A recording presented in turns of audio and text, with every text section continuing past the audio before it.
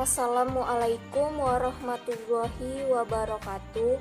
Perkenalkan, nama saya Tiara Aprilia dari kelas Biologi 2 dengan NIM 0704201038. Alhamdulillah, puji syukur saya panjatkan kehadiran Allah Subhanahu wa Ta'ala karena atas rahmatnya sehingga saya dapat menyelesaikan video pembelajaran untuk memenuhi ujian akhir semester dalam mata kuliah Bahasa Indonesia. Tak lupa pula saya sangat mengucapkan terima kasih kepada dosen pengampu saya, yaitu Ibu Junaida MPD yang telah membimbing saya selama proses pembelajaran berlangsung. Untuk itu, langsung saja di sini saya akan memaparkan hasil video pembelajaran saya mengenai materi tentang puisi. Puisi merupakan salah satu bentuk karya sastra yang paling menarik tetapi pelik. Sebagai salah satu jenis sastra, puisi merupakan pernyataan sastra yang paling utama. Segala unsur seni sastra mengental dalam puisi. Sampai sekarang, puisi selalu mengikat hati dan digemari oleh semua lapisan masyarakat karena keindahan dan keunikannya. Oleh karena kemajuan masyarakat dari masa ke masa selalu meningkat, maka corak, sifat, dan bentuk puisi pun selalu berubah, mengikuti perkembangan selera, konsep estetika yang selalu berubah, dan kemajuan intelektual yang selalu meningkat. Untuk itu, di video pembelajaran mengenai materi ini, saya akan membahas tentang pengertian materi, jenis-jenis puisi, perbedaan puisi dan prosa, unsur-unsur pembentukan puisi, dan hal-hal lainnya yang mengenai puisi. Untuk itu, langsung saja kita ke pembahasan selanjutnya. Pembahasan yang pertama, ada yang dimaksud dengan pengertian puisi. Apa yang dimaksud dengan pengertian puisi? Secara etimologi, istilah puisi berasal dari bahasa Yunani, yaitu poem atau poesis, yang berarti pembuatan. Selain itu juga, ada pendapat lain yang mengartikan bahwa puisi adalah bentuk karya sastra yang mengungkapkan pikiran dan perasaan penyair secara imajinatif dan disusun dengan mengkonsentrasikan semua kekuatan bahasa, yakni struktur fisik dan struktur batinnya. Tetapi, menurut Kamus Istilah Sastra, puisi merupakan ragam sastra yang bahasanya terikat oleh irama, matra, rima, serta penyusunan larik dan bait. Pembahasan selanjutnya mengenai jenis-jenis puisi. Jenis-jenis puisi terdiri atas 5 jenis. Yang pertama ada matera. Matera adalah jenis puisi yang paling tua dalam sastra. Matera diciptakan dalam kepercayaan anisme dan dinamisme.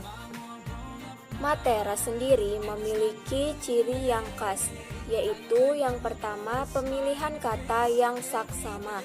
Kedua, bunyi-bunyi diusahakan berulang-ulang dengan maksud memperkuat daya sugesti kata.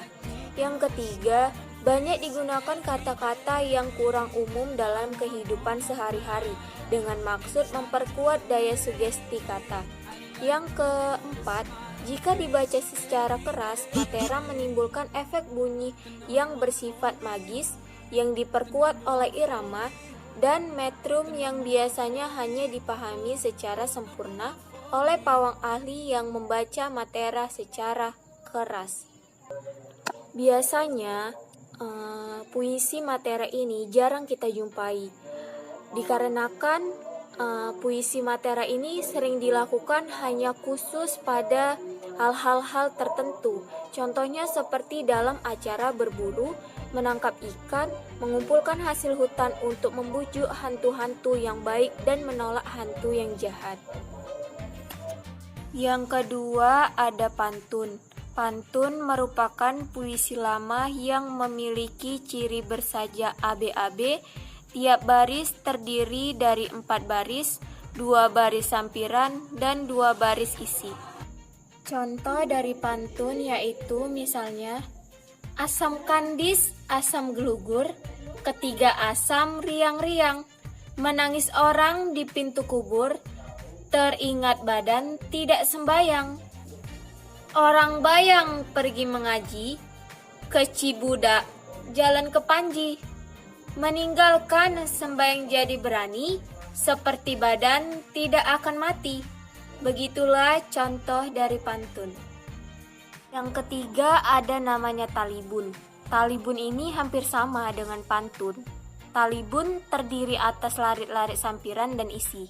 Bedanya talibun dengan pantun, yaitu talibun memiliki lari lebih dari 4 dan selalu genap. Misalnya 6, 8, 10, 12, atau 14.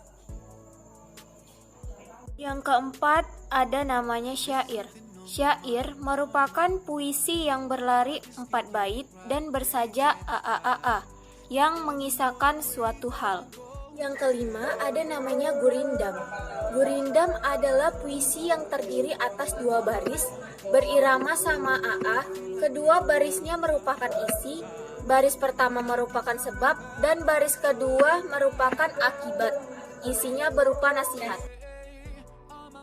Baiklah, pembahasan selanjutnya mengenai perbedaan puisi dan prosa. Ada beberapa pendapat lain yang mengatakan perbedaan puisi dan prosa. Di sini saya akan mengambil pendapat dari Jasin mengenai puisi dan prosa. Jasin mengatakan bahwa untuk mendefinisikan puisi itu merupakan pengucapan dengan perasaan.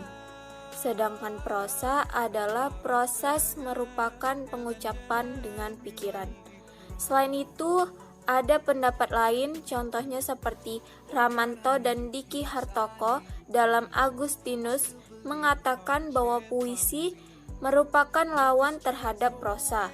Ungkapan bahasa yang terikat puisi, lawan ungkapan bahasa yang terikat prosa.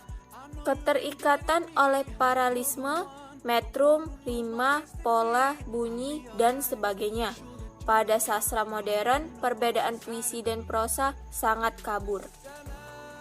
Baiklah, selanjutnya di sini ada materi yang akan membahas unsur-unsur pembentukan puisi. Ada beberapa pendapat tentang unsur-unsur pembentukan puisi. Salah satunya adalah pendapat I.A. Ricard. Dia membedakan 2 hal penting yang akan membangun sebuah puisi, yaitu hakikat puisi atau yang dimaksud dengan the natural of poetry dan metode puisi, the method of poetry. Baiklah, di sini hakikat puisi terdiri dari 4 hal pokok, yaitu diantaranya yang pertama ada sensi atau tema atau juga dapat disebut dengan arti. Sensi atau tema adalah pokok persoalan atau subject matter yang dikemukakan oleh pengarang melalui puisi.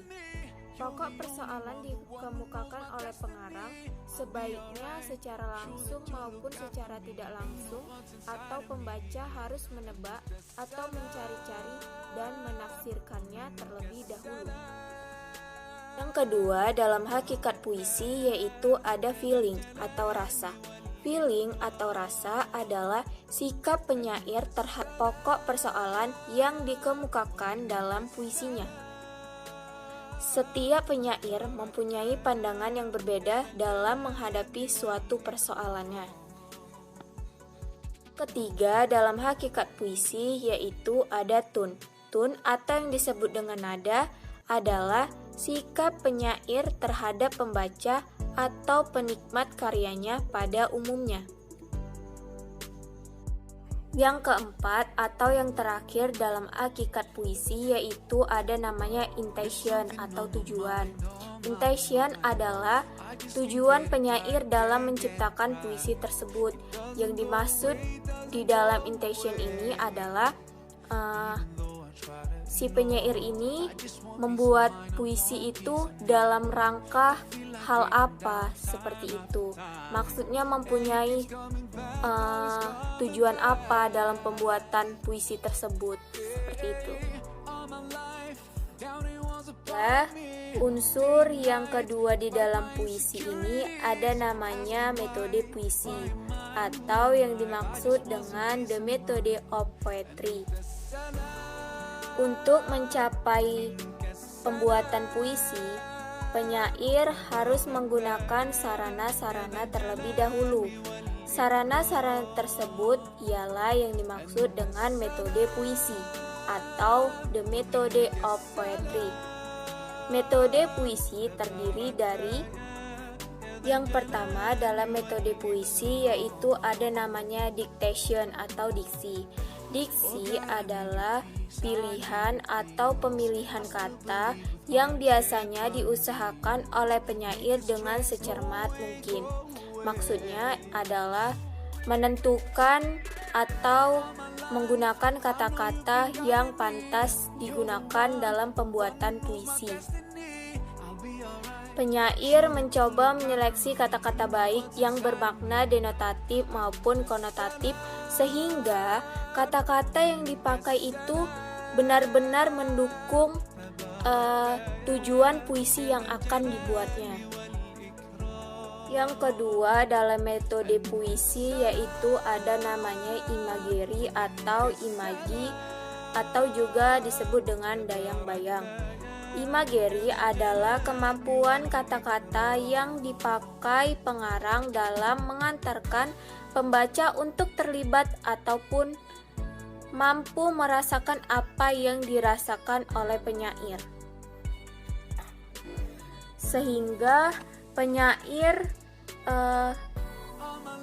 harus menggunakan segenap kemampuan imajinasinya sehingga tampak terlihat dan merasakan dalam membuat puisi.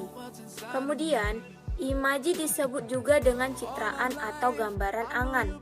Ada beberapa macam citraannya, yaitu antara lain ada citraan penglihatan, citraan pendengar, citraan penciuman dan pengecapan, citraan intelektual, citraan gerak, citraan lingkungan, dan yang terakhir citraan kesedihan. Gunanya dibuat ataupun adanya citraan ini yaitu ketika penonton mendengarkan puisi seolah-olah penonton itu juga mengetahui apa yang dimaksud dengan puisi tersebut yang dibacakan oleh penyair sehingga kayak terbawalah si penonton ini dalam pembacaan yang akan dilakukan oleh penyair. Seperti itu. Metode yang ketiga dalam metode puisi yaitu ada namanya the concrete word atau kata-kata konkret. The concrete word adalah kata-kata yang jika dilihat secara denotatif sama, tetapi secara konotatif mempunyai arti yang berbeda sesuai dengan situasi dan kondisi pemakaiannya.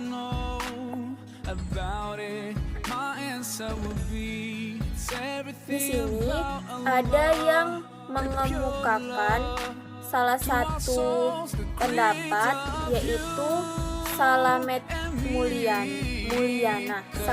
Mulyana menyebutkan bahwa sebagian kata itu berjiwa, yaitu kata-kata yang digunakan oleh penyair yang artinya tidak sama dengan kamu atau merupakan ungkapan isi pikiran si penyair ini dalam penulisan puisinya. Seperti itu.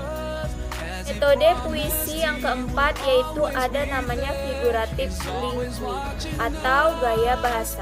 Gaya bahasa adalah cara yang dipergunakan oleh penyair untuk membangkitkan dan menciptakan imaji dengan menggunakan gaya bahasa, perbandingan, kiasan, pelambangan, dan sebagainya. Jenis-jenis gaya bahasa antara lain ada 7 gaya bahasa. Yang pertama yaitu ada namanya perbandingan atau simili. Yang kedua yaitu ada namanya metafora. Yang ketiga ada namanya perumpamaan eposel atau epic simile. Yang keempat ada namanya personifikasi. Yang kelima ada namanya metonimia, yaitu kiasan pengganti nama.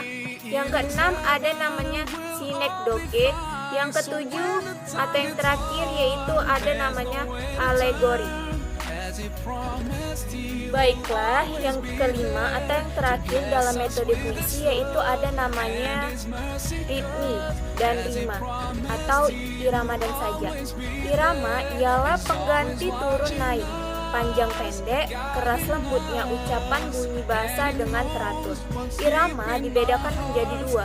Yang pertama ada namanya metrum, yaitu irama yang tetap menurut pola tertentu.